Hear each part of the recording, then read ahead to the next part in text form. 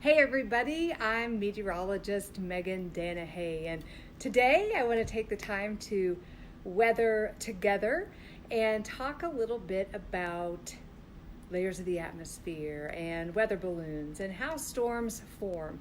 Our atmosphere is so cool, it's so complex, and there's a lot going on there. So you can't really talk about how storms form without talking about layers of the atmosphere and without talking about weather balloons. They're super helpful in forecasting the weather. So here we are. Let's weather together. It's 1 o'clock. We're going to let a few people log in here, and then we're going to get going. It's going to be a little bit different today because I'm going to be working with a whiteboard. Let me just kind of this over and so you can see the whiteboard that I'm working with. Hi, Kaylee.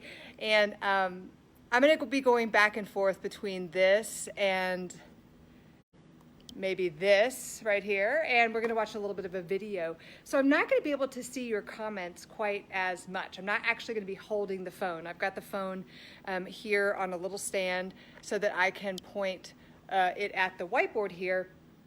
Hi, Nick. And that we could talk a little bit about what's on the whiteboard. So I'm not actually going to be sitting next to the phone. So just to let you know, hi, Debbie, Tucker, and Kellen. Sierra, age 10, in South St. Louis County is tuning in. Thanks, Connie. Right now I'm sitting next to my phone, but here in a little bit, I'm going to switch over and head over to the whiteboard, and we're going to talk about, again, layers of the atmosphere, because we have this big blanket of air that surrounds our planet and pretty much gives us life on Earth.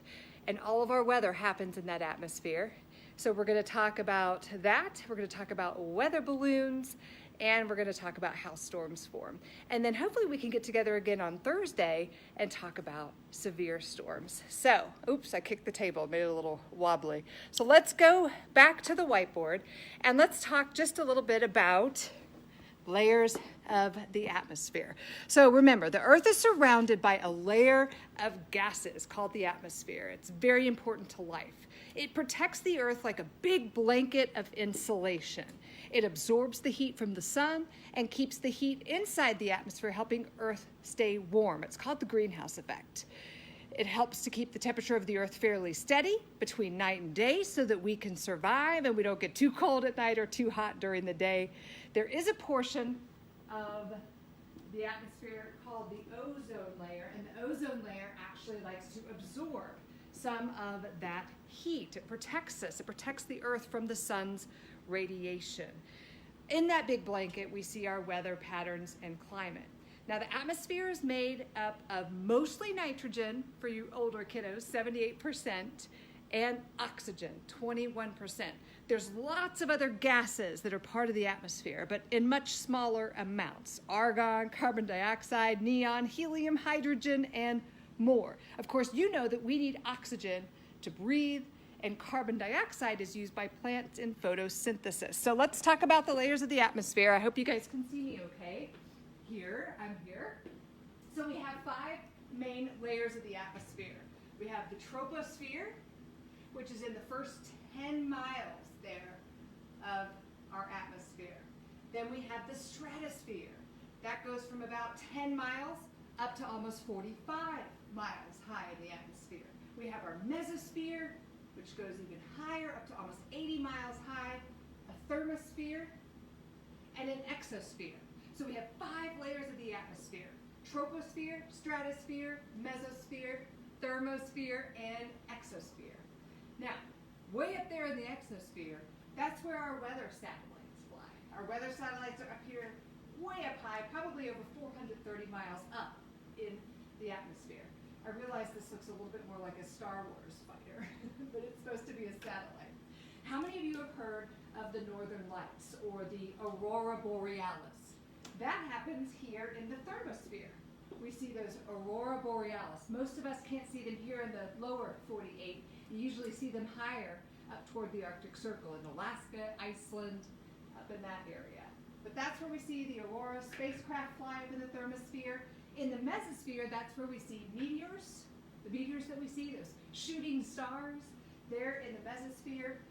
And most of the stuff that we deal with, weather, clouds, happens in that lowest level of the atmosphere, the troposphere. That's where we see Mount Everest. how tall Mount Everest is? It is about 5 miles high. Aircraft fly above Mount Everest at almost 10 miles of the atmosphere. All of our clouds and our storms are in that troposphere. So those are the layers of the atmosphere. And we're going to learn a little bit more about this. It's a radio sonde. Let me see if I can zoom in just a little bit and show you what's going on in that lowest level of the atmosphere. All right, so there you go. We've got aircraft, Mount Everest, which Mount Everest you think is pretty tall, but aircraft fly higher than that. Thunderstorms are actually taller than Mount Everest, and the radio sonde. So I wonder what that is. Let's talk more about the radio sonde. What I'm gonna do right now is take you for a little bit of a walk.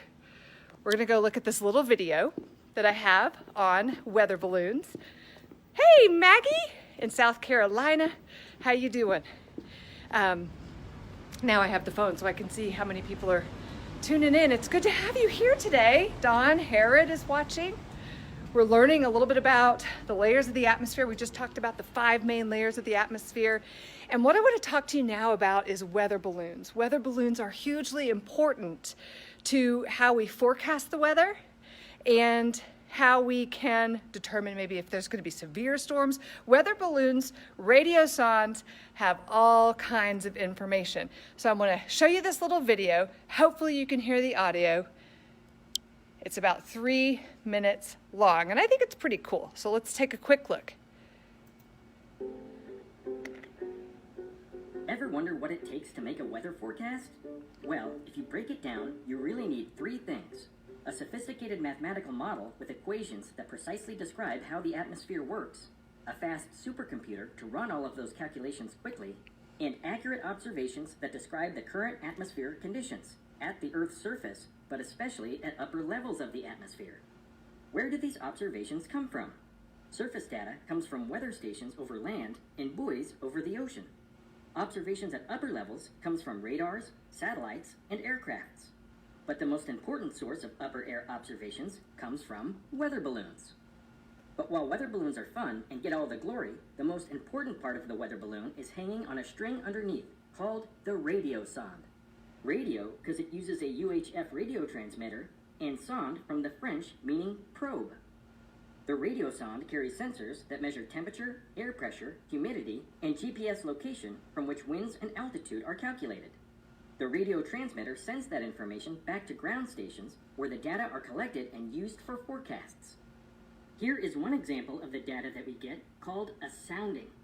As the balloon rises, we pay careful attention to the temperature, where it is warmer to the right and colder to the left. The air temperature is the red line and the dew point is the green line. The dew point is a way of measuring the humidity, and the difference between the 2 lines tells us where the air is dry versus where the air is saturated. As you can imagine, it is normal to expect that the higher you go, the colder it gets, which is what we can see in this graph. It's interesting to note, however, that really high up, it begins to get warmer again once you enter the stratosphere. This particular sounding tells scientists to watch out for severe weather, including tornadoes. Here is another example that many in Colorado know as the brown cloud, called an inversion. Here you can see at the beginning of the launch, near the surface, it's actually getting warmer as it rises. Then we can see where it immediately gets colder. This is where the colder layer of smog is trapped below the warmer air above. But that's not all that data are used for. We use it for local severe storm prediction, aviation, and marine forecasts. Field programs to study specific atmospheric phenomena like severe thunderstorms, tornadoes, monsoons, and hurricanes. It's used for ground truthing, where observations are compared to check the accuracy of radar and satellite data. And the data are also plugged into many different kinds of useful modeling tools, which can help predict river and stream levels, the onset of drought, pollution and air quality, and even the spread of certain mosquito-borne diseases. 92 sites in the U.S. launch weather balloons simultaneously twice a day. This is part of the global radio sonde network, with over 900 sites that provide the observations to accurately describe our current weather and make accurate future forecasts. All right, I love that video. I found that video when when I was looking at teaching this little class today, and CocoRoss is a great website. I will share it on my page because it's a great resource for you parents and teachers out there. It's a great resource to learn a little bit about weather and learn about data collection, forecasting, and the science behind what we do as meteorologists. So I'm going to walk back into the other studio and we're going to talk a little bit about how storms form. I see that Finn and Devin are here, my nephews in South Texas. I see that there are certain schools turning in, Gateway Science Academy. How do tornadoes form? Connie asking that question. Great question. Connie, I'm going to talk about severe storms on Thursday. So what I want to do right now is talk about how regular storms form, and then we'll meet again on Thursday and talk more about that severe part. Why do some storms misbehave, and why are some storms just beneficial? We need the rain to get our crops watered and to not go into periods of drought. So we're going to talk about that stuff as we get into Thursday, how tornadoes form, how hail forms, damaging winds, and so on. So right now I just want to review what we looked at just a little bit ago for some of you who may just be tuning in now. We talked about different layers of the atmosphere. There's 5: the troposphere, the stratosphere, the mesosphere, the thermosphere, and the exosphere. All of our weather and thunderstorms happen down in this lowest level. In that first 10 miles of the atmosphere, we see Mount Everest, which is very tall. That's where our airplanes fly. That's where our thunderstorms form. And we just saw a video about the radiosonde, the weather balloon, which can fly up to about 100,000 feet, right about 20 miles into the atmosphere before it bursts. And then that radiosonde, the equipment there at the bottom, comes back down to Earth with a parachute. But as that radiosonde is going up, it's telling us about the atmosphere. Remember, it's getting temperature data, it's getting humidity data, it has GPS on it, and it's giving us wind speeds. How do hurricanes start? Well, I tell you what, we will talk about hurricanes maybe next week. That's a whole nother class that we can do, so that's a great idea. So today we'll talk about storms. Thursday we'll talk about severe storms. Let's do it again at 1 o'clock, Dana. I know you're asking there, 1 o'clock. And then next week we could talk about tropical weather a little bit, about hurricanes. So let me... Whoops, I didn't mean to switch it back. Hi, everybody. What I want to do is flip the board and talk a little bit about thunderstorms and how they form. So I'm going to put the phone down, which means I can't exactly see you all right now because I'm going to go back over to the board. And I'm going to get this kind of steady here. I'm going to go back over to the board and we're going to flip it.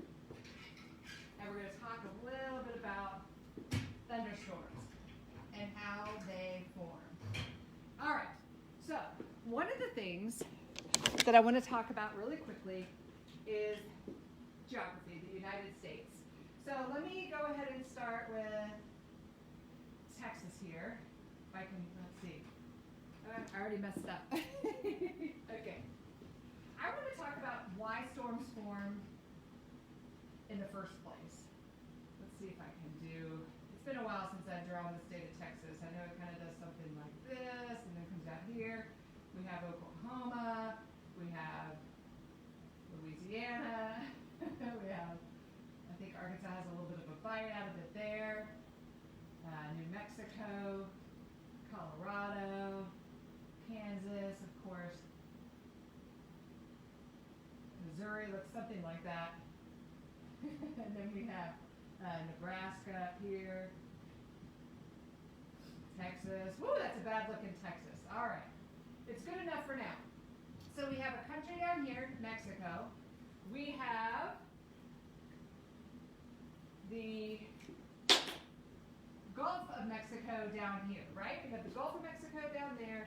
And then if we continue to go up to the north, we have another country up there called Canada, right?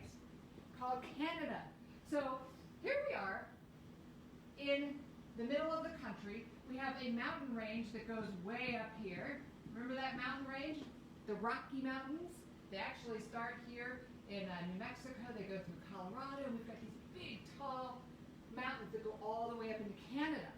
So it kind of acts like a wall. And the air that comes off of the Gulf of Mexico, this is why we have thunderstorms. when you hear when warm air and cold air collide, we have thunderstorms. Here's kind of the story behind that. So we have a south wind that comes off the Gulf of Mexico most of the time. That south wind is warm and it's humid. The reason it's humid is water is evaporating off the Gulf of Mexico and that humidity is traveling to the north. Over Mexico, we have more hot, dry air. It's hot and dry, and that air comes in this way. So we have two different air masses, hot and dry, warm and humid, and this time of year, we can still get big cold air masses that come out of Canada. So in the Central Plains, you've heard of Tornado Alley. In the Central Plains and in the eastern part of the United States, the Rockies act like a dam, they act like a wall, they direct the cold air down through the Central Plains, it clashes with the warm and humid air, and you get a lot of thunderstorms. And that's one of the reasons why we see a lot of storms in this zone, and a lot of hail, high winds, as well as tornadoes. So we get clashing air masses, cold air, warm air, sometimes hot, dry air, and as they collide, you can get thunderstorms. So, what do we need to get thunderstorms going? We need rising air. We need rising air for thunderstorms. Did you know that air weighs something? Air can be heavy or it can be light. High pressure, the big blue H on the weather map, is usually sinking air. It's stable. The big H gives us happy weather. High pressure, sinking air. The low pressure that you see on a weather map is rising air. And the low pressure generally gives us lousy weather. So H for happy, L for lousy. Lousy meaning more clouds and eventually rain and some thunderstorms. So when you get a cold front from Canada that's moving into warm air, it's sending that air up. And the air is rising. And that's how we get clouds, rain, and eventually thunderstorms. So let's talk about those thunderstorms. Back here, I'm going to zoom in and show you a little bit about our what I've drawn here. Just to remind you that Mount Everest is about 29,000 feet tall, Mount Everest. Airplanes fly between generally 31 and 38,000 feet. And most of our storms are between 40,000 and 60,000 feet tall. They're very tall. So this is how the storm starts. Remember, I told you we need rising air. We need air that's going up. So let's pretend a cold front comes in and it gets our air rising. So our air is rising. It starts with maybe just a little puffy cumulus cloud. The cumulus cloud looks like popcorn. You can lay on your back in the summertime and watch the cumulus cloud. Sometimes you can make shapes out of that. So sometimes we just have a little bit of cumulus cloud cover. But if the air continues to rise, if you have a strong cold front that's really lifting that air, then you get something called a towering cumulus cloud. A cumulus cloud that's growing vertically up into the atmosphere. And remember, it can grow very tall. It can be twice the size of Mount Everest. So we've got our towering cumulus cloud. Now, eventually, our rising air reaches a point where it levels off. And what happens to everything that goes up? It comes down, right? Everything that goes up comes down. So we have our updraft, which goes up, it levels off, and we have now a downdraft. So all thunderstorms have two main airflows, updraft, downdraft. And so our thunderstorm kind of has a flat top, updraft, downdraft. I wish that stuff had erased better over here. It's kind of messing with me a little bit. All right. Updraft, downdraft. Make sense? Now, our developing stage of the thunderstorm is the rising air, the towering cumulus. We have a mature thunderstorm when we have an updraft and a downdraft. And what do you think is happening where there's a downdraft? Rain. In fact, it's generally a cool rain, because what it's doing is it's tapping into this colder air high in the atmosphere and pulling it down toward the earth. If you've ever been out after a shower or after a good downpour, it should feel cooler outside. Maybe it started warm and humid, then you have the shower, then it's cooler. Because our shower or a thunderstorm is pulling that colder air down. So here's what happens. Most thunderstorms rain themselves out, in about an hour. What does it mean to rain itself out? Okay. So remember, we have our updraft over here. Our updraft, we have this cool rain. We talked about the cool rain coming down. Sometimes it gets a little breezy. The rain hits the earth here and it spreads out.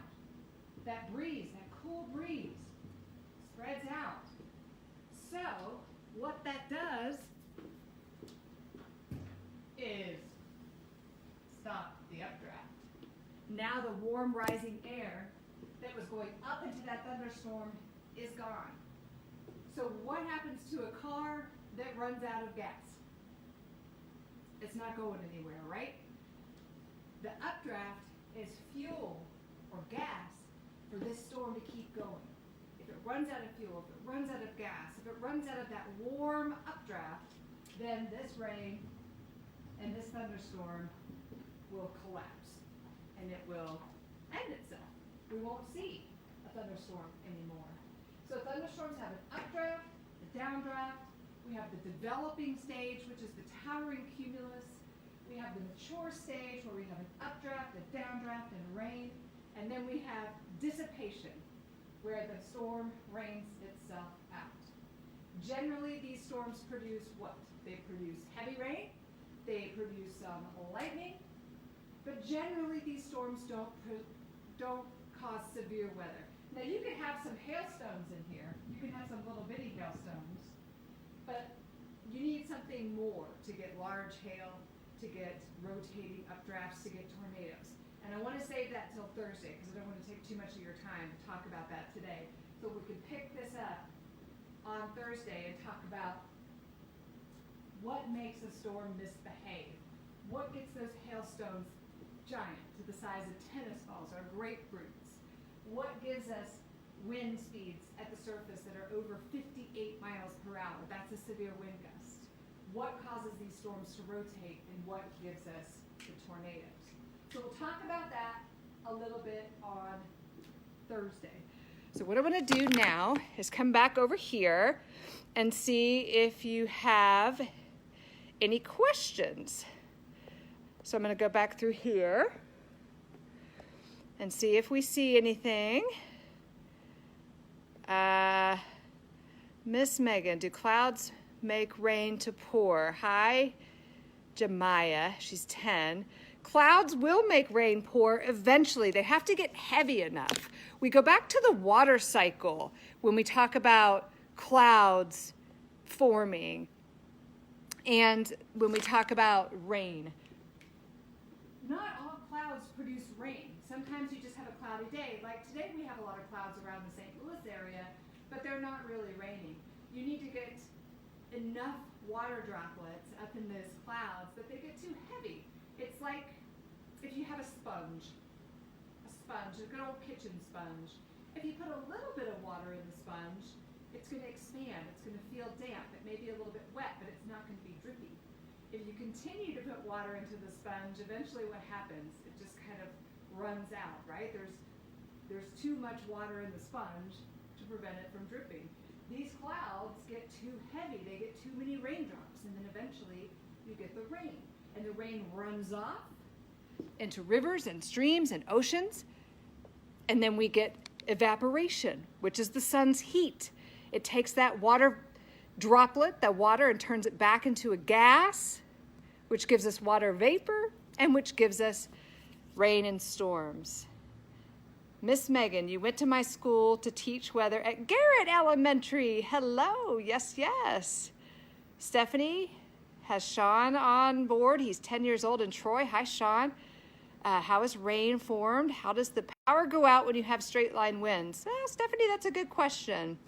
Again, we'll talk more about severe weather on Thursday, but straight line winds essentially come from this cold rain that's coming out of the thunderstorm. Sometimes you can get a strong wind that comes directly down. Sometimes you can have a strong wind that goes out from the storm, and all it takes is a weakened tree or a power line that's already a little bit crooked, and the wind will knock it over. So you can have power going out by power lines that are falling or trees that fall on power lines. And generally wind can cause that to happen. So that's how we get losing power. How bad can a thunderstorm get? Asked Tucker.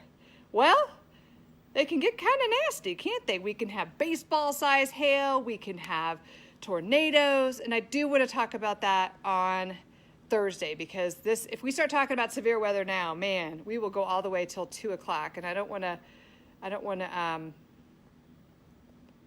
get you guys too much time on here. So let's get back together on Thursday, and we're going to take what we've learned here, and we'll talk a little bit about how severe weather forms, because it's a pretty interesting process. All right, I'm just scrolling through. Will this be saved on your Facebook page? Hey, Abby, yes, it'll be saved on my Facebook page, so you can go back and look at it later. And if the kiddos have questions, you guys, if any of you have questions, you can either leave them here. I think I can go back and answer those, or you could send me an email. I'm happy to answer any of your emails, and it's Meghan, M-E-G. Actually, I'll write it down. Maybe you can read it better here. So it's M-E-G-H-A-N, and then there's a dot. Got to put the dot in there. And then the last name is D-A-N-A-H-E-Y.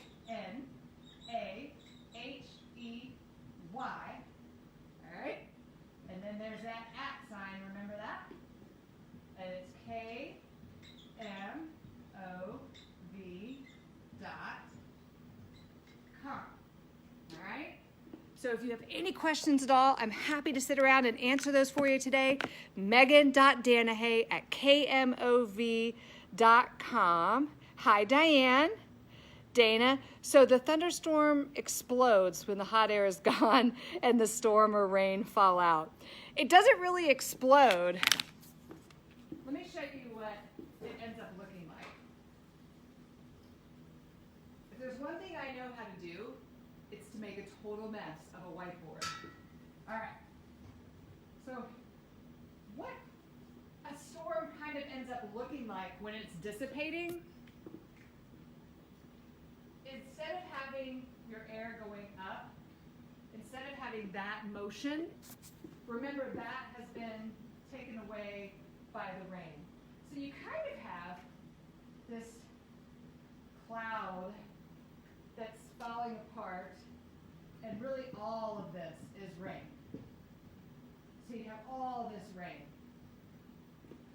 So it's kind of, that's more like what a dissipating thunderstorm looks like, and really the whole thing will just kind of rain itself out. Remember, this is all raindrops and maybe ice crystals and maybe some ice pellets up in there, and it will all just rain itself out.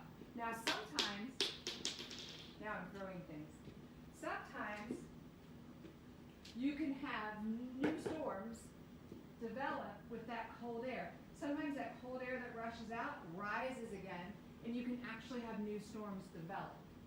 So a lot of times, thunderstorms that are dying out or dissipating will create new thunderstorms. Very fascinating once you have a few thunderstorms going, what they can do to the environment.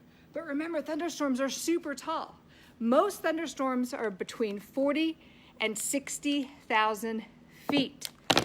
40 and 60,000 feet. Remember, airplanes are flying at 31 to 38,000 feet. Mount Everest is 29,000 feet tall. So we're talking about tall storms. And the taller they are, probably the stronger they are. If you're talking about a 55 to 60,000 foot storm, you're probably talking about a severe storm. And I want to save that till Thursday. So 1 o'clock on Thursday, let's talk about severe storms. I'm going to flip through your questions just a little bit more. Hi, Vicki. Have you been to Woodward Elementary? Oh my goodness. Been to so many schools in 6 years. Amy, Bella is 9 and she wants to know if storms can come out of any other clouds than cumulus. Well, cumulus technically, Bella, cumulus technically are those little puffy clouds that stay close to the surface. And those cumulus clouds can give us rain. Once they're towering and growing into the atmosphere, they're called towering cumulus. And a thunderstorm cloud, so if you're specifically talking about thunderstorms, that big tall, see what a mess I can make of the whiteboard? That big tall storm is a cumulonimbus cloud. So remember, we've got our updraft. So this is a cumulonimbus cloud. It starts as a cumulus cloud. So we start with cumulus, we go to towering cumulus, it's getting taller in the atmosphere, and then we have cumulonimbus. And this, up here, this little flat top, is called an anvil. What happens is our rising air actually gets to the top of, okay, I can't do it with all the stuff in my hand. The rising air gets to the top of the troposphere. Let me see if you can see that. All right, so our rising air actually gets almost 10 miles high here. That's called the tropopause. Here's something that happens in the atmosphere. In this first level of the atmosphere, temperatures get colder as you go up. So our rising air is rising and rising and rising. It reaches this tropopause, which is a more stable environment. So our updraft gets to that stable environment and it starts to go back down. Think of it as the top of a roller coaster ride, top of the first hill, right? You get to the top and you go back down. So temperatures get cooler here in that layer. Temperatures actually get warmer in the stratosphere as you go up. They get colder again in the mesosphere. They get hotter again in the thermosphere. So we have a whole lot going on in our layers of the atmosphere, and it's why the radio song, the weather balloon, the video that I showed you, and if you missed it, I'll be happy to post that link for you, but it's why that weather balloon is so important to us. It really can help us figure out more about what's going on with the upper levels of the atmosphere. And it's the upper levels of the atmosphere where we start to see the ingredients come together for severe storms. So, we'll talk more about severe storms on Thursday. What's going on? How does hail form? Good question, Tiara. I think probably we'll talk about hail forming on Thursday. So you have to tune in on Thursday at 1 o'clock. How long does thunderstorms usually last? Probably an hour. You can't hear me when I'm on the board? Uh-oh. I better work on that. Devin wants to know what makes thunder. So what makes thunder? Thunder is formed, I'm just going to switch back to this here. Let's see. Okay. Hi. I'll come back over here now. So thunder is formed by lightning. You have to have lightning to get thunder. And we could do a separate lesson on lightning specifically, like how it forms, and it's kind of a cool thing. But basically, lightning is hot, hot, hot. It's 50,000 degrees. It's 5 times hotter than the sun. So when you get a lightning bolt, it spreads out all those air molecules, and they crash back together and make that thunder sound. So it's because lightning is so hot that you get that pop of thunder sound. So you can't have thunder without lightning. Even if you don't see the lightning, but you hear thunder, there's lightning around, which means that's your cue to what? Get inside. You don't want to mess with lightning because, again, it's 5 times hotter than the sun, which can certainly hurt you. So we could do another class about lightning too. I think that would be fun. So Thursday we'll get together. We'll talk about hail, tornadoes. We'll talk about severe storms. Next week, maybe we can get together and talk a little bit about hurricanes. Maybe we can do the lightning thing, talk more about that. I just want to provide you with some opportunities to learn a little bit while you may be stuck at home and out of school for the next few weeks. And these are some of the things that I usually talk about when I go to the schools. I love going to schools. I love talking about weather. I love making a mess out of the whiteboard. So if you have questions, please, oh wait, Letha says lightning hits the ground and then it causes the boom. Not necessarily. Lightning can hit the ground. Lightning usually likes to strike taller objects. That's why you don't want to hide under trees. It's why you don't want to be the tallest thing around. I used to play soccer when I was a kid.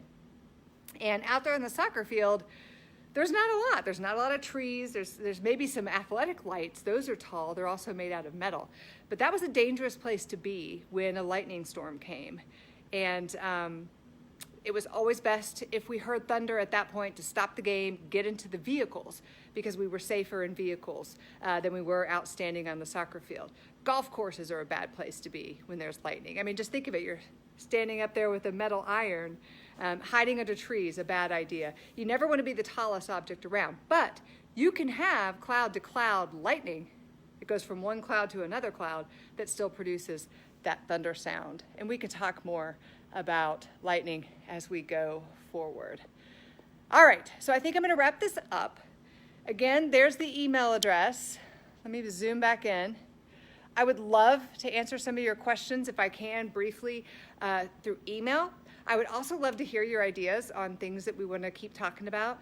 I know that in Missouri anyway, schools don't get back this year. They're going to be out for the rest of the year. So I'd love to try and help supplement some of your learning with some of this fun stuff. And there's all kinds of topics in the world of weather that we may be able to conquer together. So that's my email address. Thank you so much for being here today. Again, hi to Devin and Finn, the nephews joining in from Texas. And it's been really great to see your comments on here. I really need to work on my audio though. If you couldn't hear me when I was at the board, let me try and work on that next time. I'll see if I can get a better microphone or make that better. Why do some places get more storms? That's also a good question. That's a good question. Why do some places get more storms? Well, we looked at the center of the country and why we get a lot of storms in the Central Plains, but other places like Florida and the tropical areas get a lot of storms because of things like sea breezes. The ocean breeze comes in and gives us lifting air. What you need is that rising air. Some places don't see as many thunderstorms. For example, the West Coast. The Pacific Ocean is very cold up against California, Oregon, and Washington State. And so you don't get a lot of rising air there on that coast. You don't see as many thunderstorms. Yes, you can have thunderstorms in California, but you don't quite see as many thunderstorms as you do because the air is a little bit more stable with that cold ocean nearby. The Atlantic Ocean on the East Coast is warmer, and so you can have some more instability or thunderstorm fuel there. Again, thanks so much you guys for watching. I'm gonna try and make sure that my audio is good next time. I tried to, and raid the conference room for more new red and blue dry erase. Okay, I know, those are light, aren't they? It's frustrating. And I'm in the Great Day Studio where the lights kind of wash out that color. So I'm gonna keep working on it. I'm just glad you joined me. I have a lot of fun talking about weather. Obviously, it's my passion. And I can't wait to see you guys on Thursday. We'll talk about severe storms. Tornadoes, we'll talk about hail. Let's get together next week. Maybe we could talk about tropical weather a little bit, hurricanes and whatever. Winter weather's a fun topic too. Snowflakes versus sleet versus freezing rain. That's also a good topic. So tune in on Thursday. I'll be back with you at 1 o'clock right here on my Facebook page. I hope you have a fantastic, fantastic day.